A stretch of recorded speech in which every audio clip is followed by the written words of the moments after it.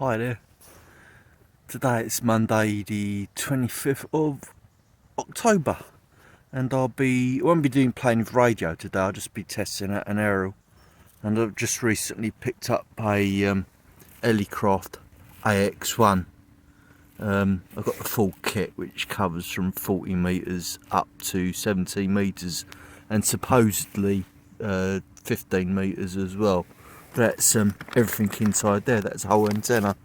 Counterpoises, you get two counterpoises with it, one for 40 metres and one for 17, one for 20 and 17 metres.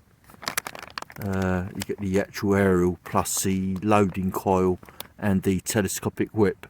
So that's it. It's, we can imagine it's all got the instructions and everything else in there, but that's how big the complete antenna system is. So today I just want to test out on my analyzer where the thing's resonant and what else I can do with it.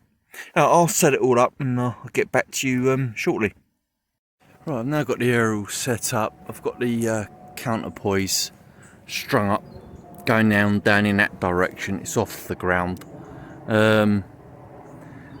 It's a bit temperamental. I think the whole aerial is about 3 or 4 foot long with the 40 metre loading coil in. But I can get the SW, it's, obviously as I get closer to it you can see it dropping down, but at the moment it's resonant about 7.4 megahertz. Obviously goes up a little bit and you get closer. It's a lot of I might have a little play around with the counterpoise, or different size counterpoise. I think for that, for 40 metres, I might need a slightly longer counterpoise for it to work on this. So as its initial test on 40 metres, I shall unscrew all this, unscrew the 40 metre loading coil and test it with the shorter counterpoise on 20 and 17 metres. Right, I'm now using the 20 metre counterpoise, and I've taken the 40 metre loading coil out, and I'm getting a reading on around 15 megahertz, as low as I can get the SWR down to.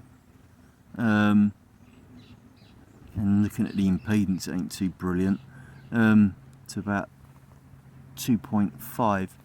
I drop it down onto 20 metres or further down onto 14 megahertz. It's going way out, and the aerial's fully telescoped as well. Again, maybe the counterpoise is just a bit too long and needs trimming back, which means it's going to be way too long for 17 metres, which is the test I'm going to try next. Right, okay, let's try 17 metres out. I don't know. So I'm thinking on the fly here. You're seeing me test this out for the first time as well. I'll experiment with some different lengths, some shorter lengths of counterpoise, and go from there. But let's try 17 metres out. Now there's a switch on at the bottom of the actual aerial there to switch it between 20 and 17 metres, which probably just adds the additional, or switches out one of the loading coils at the bottom, I guess. But that's still miles out. It's at 1.2 at 19.85 megahertz. So possibly you can get it to work on 15 metres. If you take that down onto 17 metres, what's the hand capacitance like on it? Okay, yeah, you can see it go up when you touch it. Let's take it down to 17 metres round where we'd want to use it.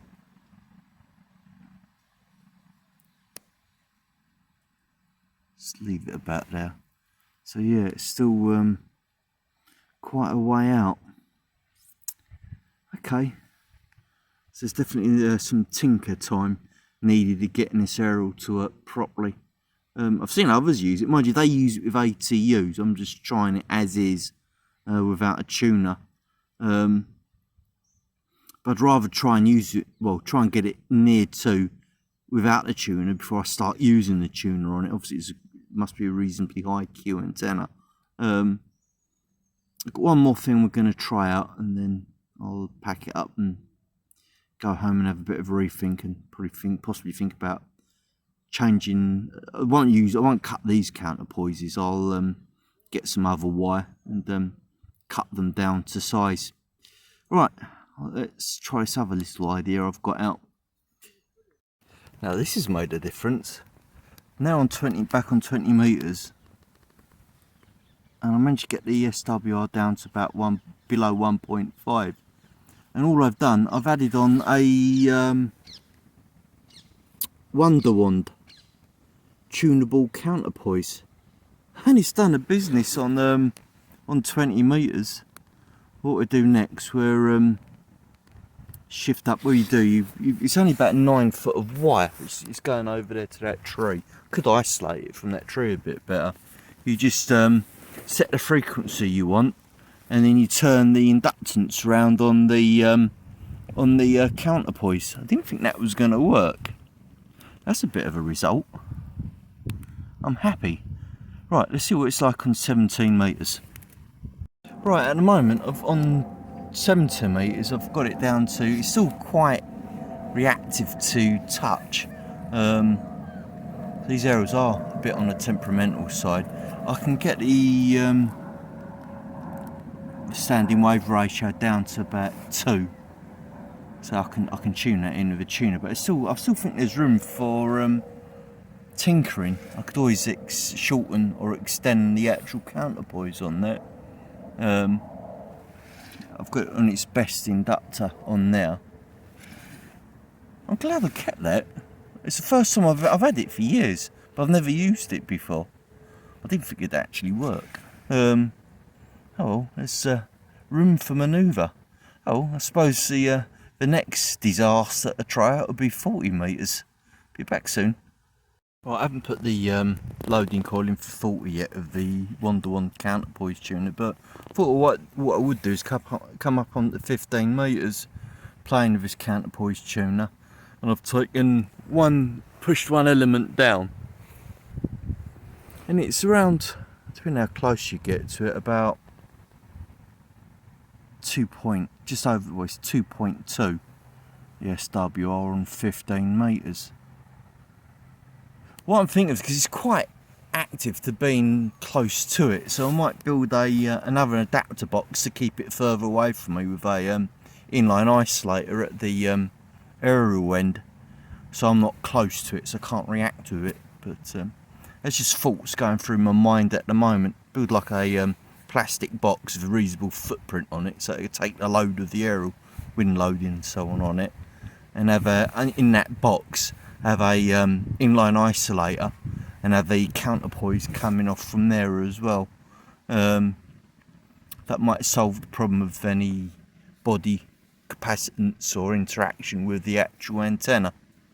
So that's another thought. Right, let's try this with 40 meters and see what happens. Well, this is getting interesting. With the counterpoising tune, don't forget it's only got about 9 foot of wire coming off with it. It's still quite a way out on 40 meters. It's about 7.6. It's about 1.3. But it is very touchy. You know, you've got to be very careful how close you are to it. If I take it right down onto 40 meters now, let's tune down to where we're allowed to talk on 40 meters.